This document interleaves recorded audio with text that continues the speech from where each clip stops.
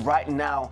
He's first in La Liga, of course, only 1 point ahead of Real Madrid, fifth in the Champions League, qualified for the round of 16, advancing the Copa del Rey, and of course you know about their incredible achievements in that Super Copa final, which was sensational. My favourite game of football this year, no doubt about it, between those two. All right, let's check in with our guy that lives on the ground. I love it. Phil Kitrimilides, you know, anytime we're talking La Liga, we need to definitely make sure we talk to you because you're living in the ground. But mate, you look freezing today. You're wrapped up nice and warm. Just give me your perspective in terms of what you saw from Barcelona's day as they continue their pursuit on all fronts.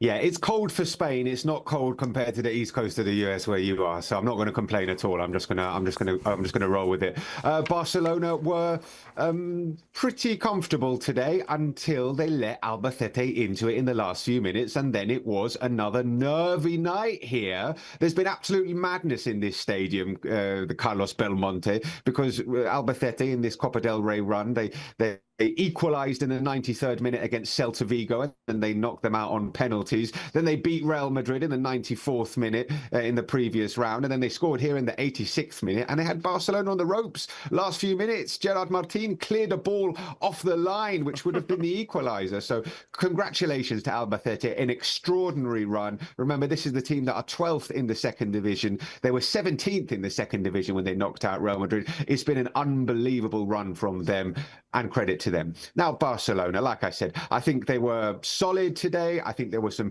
really positive individual performances, not least Lamine Yamal, who is just starting to cook, guys. He is starting to look even better than he was last season. And last season was extraordinary. We loved watching him. But I think, you know, there are elements of his play that are just going to a next level now. You know, he's not shooting as much, or he's not shooting at the wrong time. He knows when to shoot. He knows when to play a pass. He knows when to take someone on. He's just developing into an extraordinary player. Took his goal brilliantly. I think we should mention Marcus Rashford as well, because he was involved in the first goal with the high press to win the ball back and then feed Lamine Yamal, and then another assist. He's double digits for assists and goals this season. Very, very impressive. And of course, Ronald Araujo coming back from that mental health break, his first start since the 21st of November, and scoring really important as well. So positives for Barcelona, but they were made to work by this unbelievably spirited Albacete side. Yeah, I love games like this, Phil, and I love the fact that you get to call games like this because they're always spirited performances and there's battles that go on around the field, and when you're actually there in attendance at the stadiums, you start to see things that are happening off the ball. Dani Bernabeu, that little clash with Lamine Yamal, kind of wonderful to see that. But Lamine showed a great deal of, I would say, not only excellence, but experience in the way he handled the situation. He allowed his football to do the talking. One stat that's really growing out to me now, he's been involved in 33 goals in his last 37 appearances for Barcelona. What did you notice throughout this performance when players were maybe trying to pick on him? Just showing that maturity that we haven't seen before. I think that you're absolutely right and spot on. He is maturing, he is developing. He does still have a level of aggression. He does still have that chippiness. He will still go in for challenges, and he'll fight for himself as well. But yeah, I think it's noticeable that he's maturing in every aspect of his play. And it's, you know, to be a top level player, it's not just about what you do on the pitch with the ball at your feet. It's what you do with, you know, every minute you're on the pitch, and it's how you approach the game. It's how you approach the opponents. It's how you control your emotions, which is absolutely vital. And I think he's learning, you know, he's still 18. He's still a teenager. He's literally a teenager, Lamine Yamal. There is still so much more to come from him, but he is dominating games now. And in matches where, you know, tonight it wasn't the case, but in matches where they need a little spark, they need a little bit of football. Pedri's missing, so you need to give Lamine the keys to unlock defenses. He is stepping up, and he's been doing this for, you know, a year and a half now, just saying, no, give me the ball, I can deal with it. But he's doing it more and more, and he's doing it in more and more clever and mature ways. It's not just give me the ball, I'll dribble and shoot from miles out. That used to be a little bit like that last season. This season, it's different. It's more nuanced. It's more developed, and it's really quite exciting to see a player developing at this level. Phil, I'm a journalist, and so are you, right? So let's tap into what Hansi Flick says in these press conferences. Now, I hear him talk a lot about the rigours that's on his team in terms of the amount of games and the lack of rotation. So looking at that starting 11, were you surprised to see so many key players playing against a side like Albacete? Yeah, I mean, Lamine Yamal has played, he started the last 2 games in the Copa del Rey. He's played all but 15 minutes over the last 13 La Liga matches. So he's basically played every minute available in La Liga. He plays every game. Ferran got a bit of a rest tonight. Maybe we would have seen Fermín López play. Jules Koundé got a little bit of a rest. But the thing is, players are so versatile in this Barcelona team that people can come in and cover others and play in all different types of positions. So that squad rotation is important. That versatility is important. I don't want to be too negative because obviously Barcelona are doing really well this season. They're the best team in Spain by some distance. I would just point out the number 9 position with Robert Lewandowski and Ferran Torres. I mean, Ferran has been wasteful in his last few matches, and Robert Lewandowski is not the Robert Lewandowski that we've seen throughout his career. It's not an issue because they've got enough firepower, and both of these players are still scoring, but maybe at the very, very highest level, in terms of matches where you don't get too many chances and you need to be clinical, I think neither Ferran nor Robert Lewandowski have been at their clinical best so far this season. So maybe that's something for Hansi Flick to work on. And I like the fact when he spoke in the pre-match press conference about Marcus Rashford, he was like, yeah, great. His numbers are good. We're really happy with it. I want more from him. I know he can give me more. And today, he popped up with another assist and an important contribution as well. So he's really demanding, Hansi Flick, and he knows how good these players are, and he knows what to expect from them. Phil, as insightful as ever, I appreciate you so much for your insight, bro. Great stuff.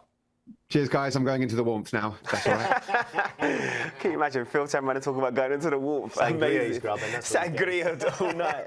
But I think he's made some incredible points there that we could definitely build upon. And the first one I obviously want to talk about is Lamine Yamal. Yeah. Like, in terms of the growth, I think you made a lot of points about his independence and his growth and his maturity. Yeah. What are you saying in terms of his game, why you feel like this evolution is happening now? Well, I critiqued him last season for his statistics not being up to scratch. Certainly the standard tells us that he can win trophies. We noticed that already with what he did with the national team, but at Barcelona as well. But I want to see more goals from the kid, and he's actually doing exactly that. It's been great to see. I'm surprised that he actually started this game. I thought it would have been a game to rest him, especially when you're going up against a 19-year-old left-back. I mean, that was always going to be chirpy, right? Bernabeu is someone who proved against Real Madrid he was going to be a bit aggressive, and he was exactly that against Lamine Yamal. So it was really interesting to hear Phil's point of view in the stadium, seeing the little things that happen off the ball, because we've all been there, Jaydee. I mean, you've been on the pitch as well. The little things that happen off the ball is where it's at. That's where you learn your maturity. But Lamine Yamal starting to take his game to the next level, and it's almost as if he's really enjoying these moments. Going up against an opponent where they're starting to be more aggressive towards him, he handles it with maturity, and he knows what he's got to do.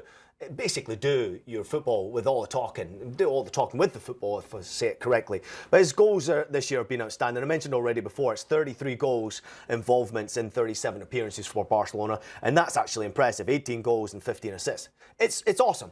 And I still think there's more to come from it. So, yeah, it's good. It's a step in the right direction. Top performance from him. Even when at the initial stages of this game, it was about aggression more than it was about the skill and the quality. Eventually, that quality came through. And when he hit that ball in the bounce, I saw your face in particular, because that ball bobbled up just before he hit it. He hit it as clean as a whistle, mate. It was absolutely brilliant. But there was a number of good performers out there. I think Marcus Rashford deserves a ton of credit for his performance as well. Definitely, Marcus Rashford's growing into this Barcelona shirt. Another person that I thought was growing into this shirt was Ferran Torres. He made a reference to him.